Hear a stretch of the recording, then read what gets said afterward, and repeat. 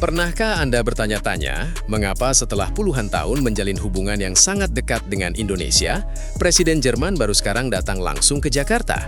Pertanyaan ini mungkin terdengar sederhana, namun jika kita melihat lebih dalam, jawabannya justru membuka gambaran besar tentang bagaimana dunia mulai memandang Indonesia dengan cara yang berbeda. Selama bertahun-tahun, hubungan Indonesia dan Jerman sebenarnya sudah terjalin sangat erat. Ribuan mahasiswa Indonesia pernah menempuh pendidikan di Jerman. Banyak insinyur, akademisi, dan tenaga ahli Indonesia yang mendapatkan ilmu serta pengalaman dari universitas-universitas terbaik di sana. Bahkan berbagai mesin industri yang digunakan di Indonesia hingga saat ini banyak berasal dari Jerman. Dalam dunia teknologi manufaktur, nama Jerman selalu identik dengan kualitas, presisi, dan inovasi tingkat tinggi. Karena itulah, hubungan kedua negara bukanlah hubungan yang baru dibangun kemarin sore.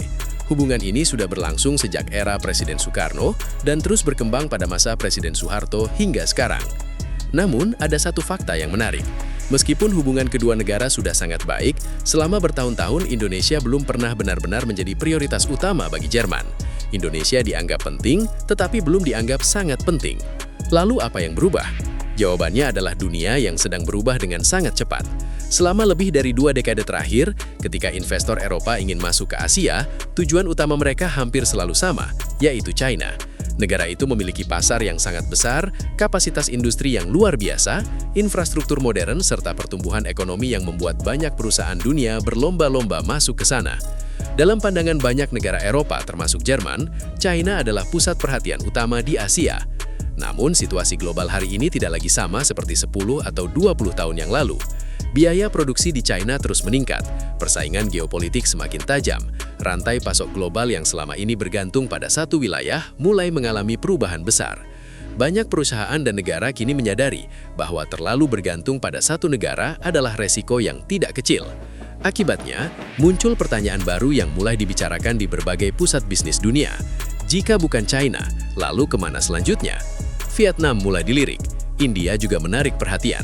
Tetapi ada satu negara yang perlahan-lahan mulai muncul sebagai kandidat yang sangat menjanjikan, yaitu Indonesia. Mengapa Indonesia? Karena Indonesia memiliki kombinasi keunggulan yang sangat jarang dimiliki negara lain. Indonesia memiliki populasi yang mendekati 300 juta jiwa. Ini berarti Indonesia bukan hanya memiliki tenaga kerja yang besar, tetapi juga pasar domestik yang sangat luas. Selain itu, Indonesia memiliki sumber daya alam yang melimpah, mulai dari nikel, tembaga, hingga berbagai mineral penting yang saat ini menjadi rebutan dunia karena dibutuhkan dalam industri teknologi modern dan kendaraan listrik. Belum lagi posisi geografis Indonesia yang sangat strategis.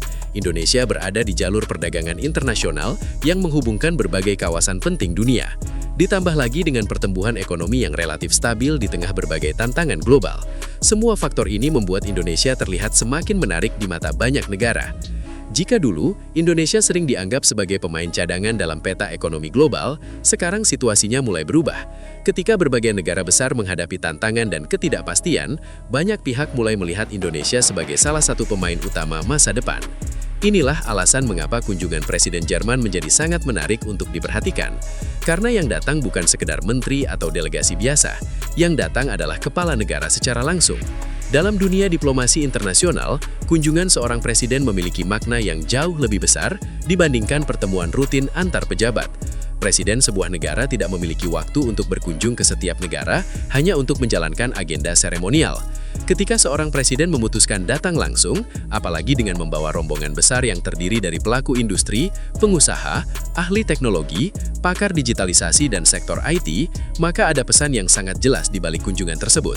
Pesan itu adalah bahwa negara yang dikunjungi sedang dianggap memiliki nilai strategis yang sangat tinggi. Jerman tampaknya melihat Indonesia bukan lagi sebagai sekedar pasar potensial. Mereka mulai melihat Indonesia sebagai mitra penting untuk masa depan. Hal ini juga terlihat dari komposisi delegasi yang dibawa.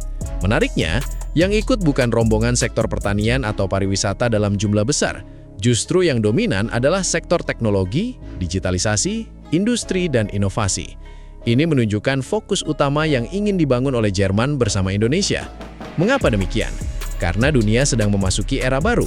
Era kecerdasan buatan, digitalisasi, otomatisasi industri, dan transformasi teknologi. Jerman memang dikenal sebagai raksasa manufaktur dunia, namun mereka juga menghadapi tantangan yang tidak kecil.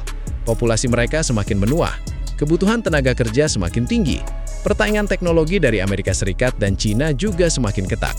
Dalam situasi seperti ini, Jerman membutuhkan mitra baru yang mampu memberikan peluang pertumbuhan jangka panjang, dan Indonesia menawarkan banyak hal yang mereka cari. Indonesia memiliki jutaan anak muda yang aktif menggunakan teknologi digital. Ekonomi digital Indonesia merupakan salah satu yang terbesar di kawasan ASEAN. Ekosistem startup terus berkembang, pengguna internet terus bertambah. Semua ini menciptakan peluang besar bagi perusahaan-perusahaan teknologi dan industri Jerman. Sederhananya, Jerman membawa teknologi dan pengalaman industri. Indonesia membawa pasar, sumber daya, serta generasi muda yang siap berkembang. Kombinasi inilah yang membuat hubungan kedua negara menjadi semakin menarik. Tentu saja, Jerman tidak datang karena alasan idealisme semata. Mereka juga mencari keuntungan. Mereka melihat Indonesia sebagai pasar yang sangat besar. Mereka melihat peluang investasi yang menjanjikan. Mereka melihat akses terhadap sumber daya strategis. Mereka juga melihat kesempatan untuk memperluas pengaruh ekonomi mereka di kawasan Asia Tenggara. Namun, yang menarik, Indonesia juga memiliki peluang besar untuk mendapatkan manfaat dari hubungan ini. Salah satunya adalah transfer teknologi. Indonesia tidak hanya menjual bahan mentah, tetapi juga memiliki kesempatan untuk mempelajari teknologi pengolahan dan manufaktur yang lebih maju. Selain itu, investasi yang masuk berpotensi menciptakan lapangan kerja berkualitas dan meningkatkan kemampuan industri nasional. Mahasiswa, peneliti, dan insinyur Indonesia juga dapat memperoleh akses yang lebih luas terhadap pendidikan dan teknologi Jerman. Dalam jangka panjang, hal ini bisa membantu meningkatkan kualitas sumber daya manusia Indonesia. Yang tidak kalah penting adalah diversifikasi mitra strategis. Indonesia tidak perlu bergantung pada satu negara saja. Semakin banyak negara besar yang ingin bekerja sama dengan Indonesia, semakin kuat posisi Indonesia dalam percaturan global. Lalu apakah kunjungan Presiden Jerman ini berarti Indonesia sudah menjadi negara superpower? Jawabannya tentu belum. Indonesia masih memiliki banyak pekerjaan rumah yang harus diselesaikan. Infrastruktur masih perlu diperkuat. Kualitas pendidikan masih harus ditingkatkan. Daya saing industri juga masih perlu berkembang lebih jauh. Namun ada satu pesan yang sangat jelas dari kunjungan ini. Indonesia hari ini sudah terlalu besar untuk diabaikan. Dulu dunia melihat Indonesia sebagai pasar yang menjanjikan.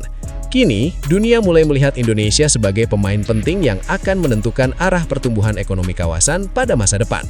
Ketika pemimpin negara industri terbesar di Eropa datang langsung ke Jakarta dengan membawa rombongan teknologi dan pelaku bisnis, itu bukan sekedar kunjungan diplomatik biasa. Itu adalah sinyal bahwa Indonesia mulai masuk ke dalam radar utama dunia. Dan mungkin pertanyaan yang lebih menarik bukan lagi mengapa Jerman datang ke Indonesia.